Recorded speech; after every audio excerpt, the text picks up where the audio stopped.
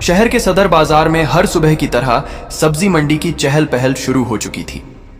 ताजी सब्जियों की खुशबू, ग्राहकों की मोलभाव की आवाजें और दुकानदारों की पुकार सब मिलकर एक जिंदा दिल तस्वीर बना रहे थे। इसी मंडी के एक कोने में एक वृद्ध महिला मीना देवी अपनी छोटी सी सब्जी की दुकान लगाती थी। उनकी उम्र का असर उनके चेहरे पर दिखता था, पर उनके हाथों में मेहनत की ताकत और आंखों में एक गर्व चमकता था। महीनों से मीना देवी की जिंदगी एक ही कहानी पर अटकी हुई थी। रोजाना अपनी सब्जी की छोटी सी दुकान सजाकर वह ग्राहकों का इंतजार करती, लेकिन ग्राहकों से पहले दो वर्दी पहने हुए पुलिसकर्मी राजेश और संजय उनकी दुकान पर आ धमकते थे। उनके चेहरे पर वही पुराना बेपरवाह और लालची भाव होता था। राजेश हमेशा पहले आता और अपनी भारी आवाज में बोलता, ओए बुढ़िया, जल्दी से सबसे ताजी वाली भिंडी और परवल निकाल। मीना देवी जब भी पैसे मांगती तो संजय उन्हें आंखें दिखाता और कहता, एएसपी साहब के आदमी हैं हम पैसे नहीं देते। अगर एक शब्द भी बोला तो कल से तेरी दुकान यहां नहीं दिखेगी। रोज की यह बेइज्जती मीना देवी को अंदर से तोड़ डियाच रही थी। उनके स्वाभिमान पर यह सीधा हमला था, लेकिन वह चुप रहती थी। उनके चुप रहने का कारण थी उनकी बेटी नेहा। नेहा ने मीना देवी की सभी परेशानियों और त्याग को देखकर अपनी पढ़ाई पूरी की थी और अब वह एक आईपीएस अफसर थी जो एक बर्थडे शहर में तैनात थी। मीना देवी नहीं चाहती थी कि उनकी बेटी का ध्यान उसकी जरूरी ड्यूटी से हट जाए।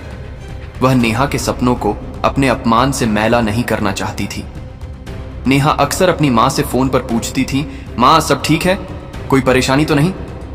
मीना देवी हमेशा मुस्कुराकर जवाब देती, हां बेटी, सब अच्छा है। लेकिन एक दिन नेहा ने फोन पर अपनी मां की आवाज में उदासी को भांप लिया। उस शाम जब उसने अपनी मां से बहुत आग्रह किया तो मीना देवी ने आखिरकार अपनी सारी कहानी बता दी। उनके आंसुओं को सुनकर नेहा का खून खौल उठा। उसके मन में बदला लेने की आग जल उठी। उसने तुरंत अपने बॉस से एक अर्जेंट व्यक्तिगत काम के बहाने कुछ दिनों की छुट्टी ली और अगले ही दिन ड्यूटी छोड़कर अपने गांव पहुंच गई। वह अपनी मां के पास गई। मीना देवी ने सारी कहानी अपनी बेटी को सुनाई। इतना सुनकर नेहा के अंदर ज्वाला भड़क उठी और उनसे कहा, मां आप चिंता ना करें, अब मैं आ गई हूं, सब ठीक कर दूंगी। मगर मीना देवी ने कहा, तू तो अभी अभी आई है, आराम कर। लेकिन नेहा ने एक और बात कही। उसने अपनी मां से अनुरोध किया कि वह अपनी जगह उसे एक दिन के लिए सब्जी बेचने दें। मीना देवी ने हैरानी से पूछा, बेटी तू क्यों? तुझे तो इसकी आदत भी नहीं है। नेहा ने मुस्कुराकर जवाब दिया, आदत नहीं है तो हो जाएगी, मुझे तुम्हारी मदद करनी है। मीना देवी मान गई, क्योंकि वह जानती थी कि उनकी बेटी जो ठान लेती है उसे पूरा करके ही दम लेती है। अगले दिन सुबह नेहा ने अपनी वर्दी का रुतबा किनारे रखकर एक साधारण सलवार सूट पहना, सिर पर पल्लू डाला और अपने बालों को पीछे एक साधारण जुड्ढे में बांध लिया। उसकी आंखों में अपनी मां का दर्द और अपने मिशन का संकल्प साफ दिख रहा था। उसने अपनी मां की जगह सब्जी की दुकान लगाकर बेचने लगी। वह अपनी मां की तरह ही ग्राहकों से मुस्कुराकर और विनम्रता से बात करने लगी। वह ग्राहकों को उनके पसंद की सब्जियां चुनने में मदद करती, तौलती और पैसे लेती। पूरे बाजार में किसी को भी अंदाजा नहीं था कि उनके बीच एक आईपीएस अधिकारी मौजूद है। नेहा की आंखें तो उन दोनों पुलिसकर्मियों को ढूंढ रही थी। वह दिन भर उनके आने का इंतजार कर रही थी। दोपहर ढल चुकी थी। बाजार में चहल पहल कम होने लगी थी। तभी एक पुरानी काली बाइक आकर उनकी दुकान के सामने रुकी। उस पर वही दो पुलिसकर्मी बैठे थे जिनके बारे में उसकी मां ने बताया था। राजेश और संजय उन्हें देखते ही नेहा का दिल तेज धड़कने लगा। यह दिल की धड़कन डर की नहीं बल्कि इंतजार की थी। राजेश ने अकड़ कर कहा, अरे कोई नया मुंह दिख रहा है, बुढ़िया कहां है? नेहा ने बड़ी ही विनम्रता से कहा, वह आज आराम कर रही हैं, आप बताइए क्या चाहिए? संजय ने हंसते हुए कहा, हैं क्या चाहिए? ये तो यहाँ की हर सब्जी वाली जानती है। हमें कुछ नहीं चाहिए, बस सब्जी चाहिए। आज 5 किलो आलू और 2 किलो प्याज डाल और हाँ, तोरई भी दे। नेहा ने उसी विनम्रता को बनाए रखते हुए लेकिन अपनी आवाज में दृढ़ता लाते हुए कहा, सर पहले पैसे दे दीजिए। राजेश और संजय एक दूसरे को देखकर हंसने लगे।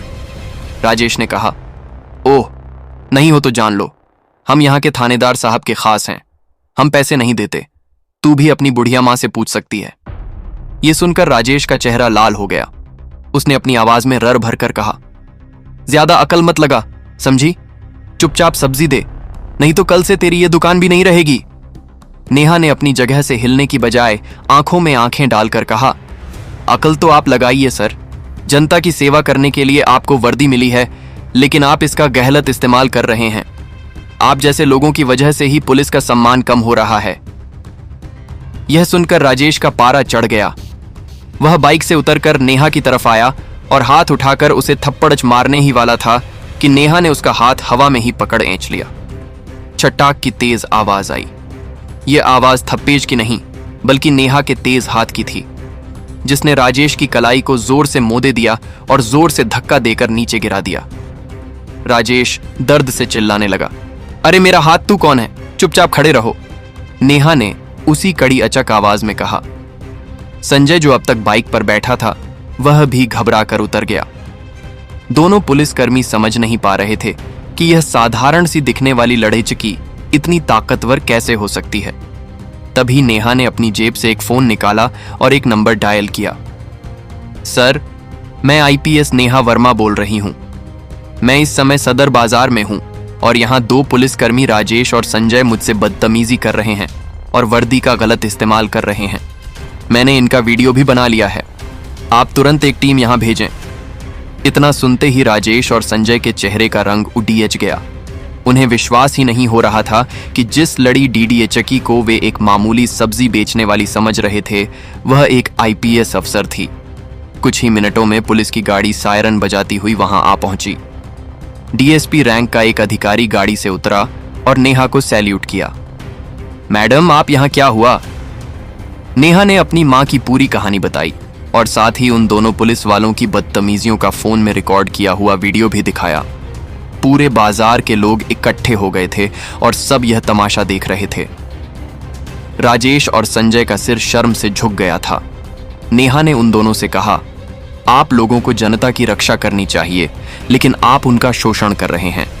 मेरी मां की तरह ना जाने कितने और लोग आप जैसे वर्दीधारियों के डर से चुप रहते होंगे।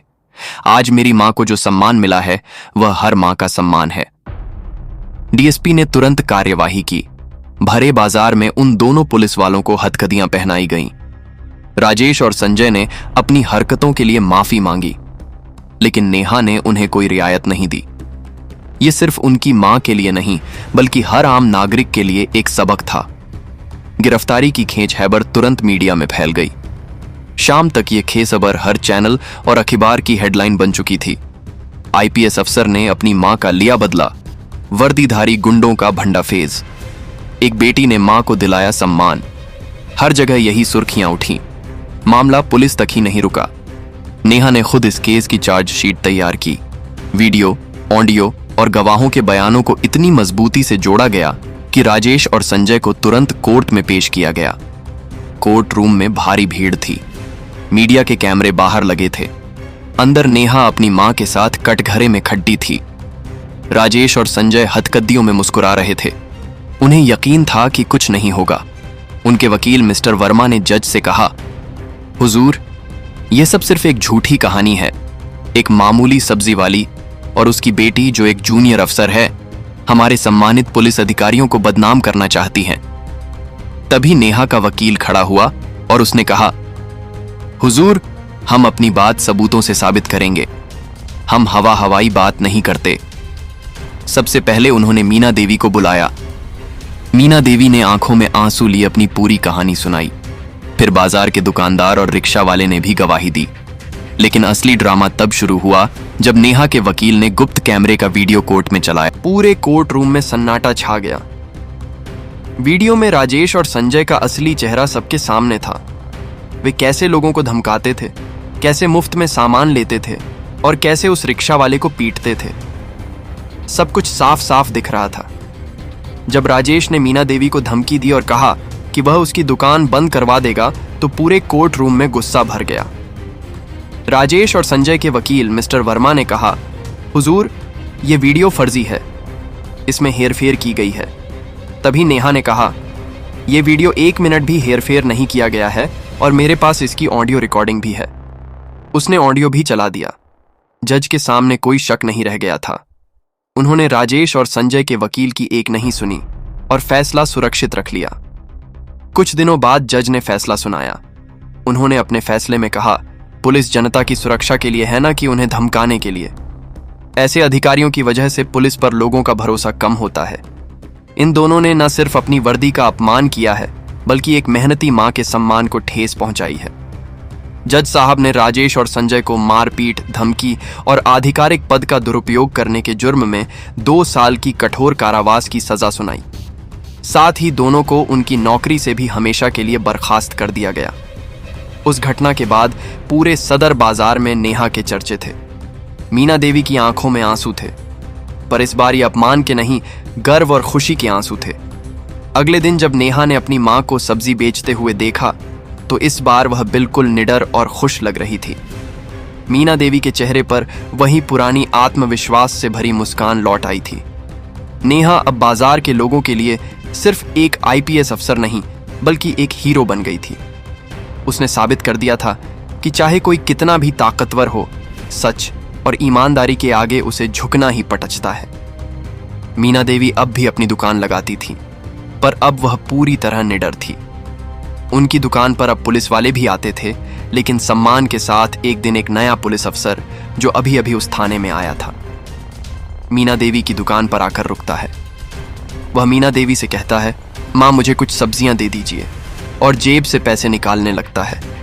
मीना देवी मुस्कुराती हैं। तभी एक चमचमाती जीभ आकर रुकती है।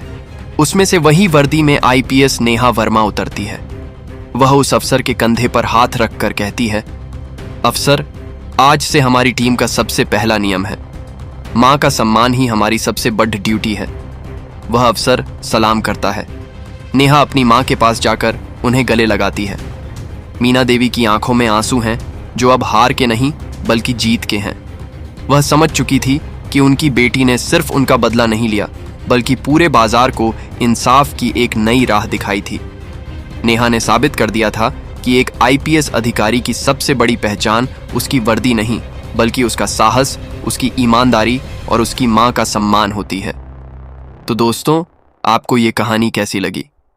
अगर अच्छी लगी हो और ऐसे ही नई इंटरेस्टिंग कहानी सुनना चाहते हो तो प्लीज हमारे चैनल ट्रू स्पार्ट को सब्सक्राइब और वीडियो को एक लाइक जरूर करें, जिससे हमारा हौसला और भी बढ़ता रहे। धन्यवाद।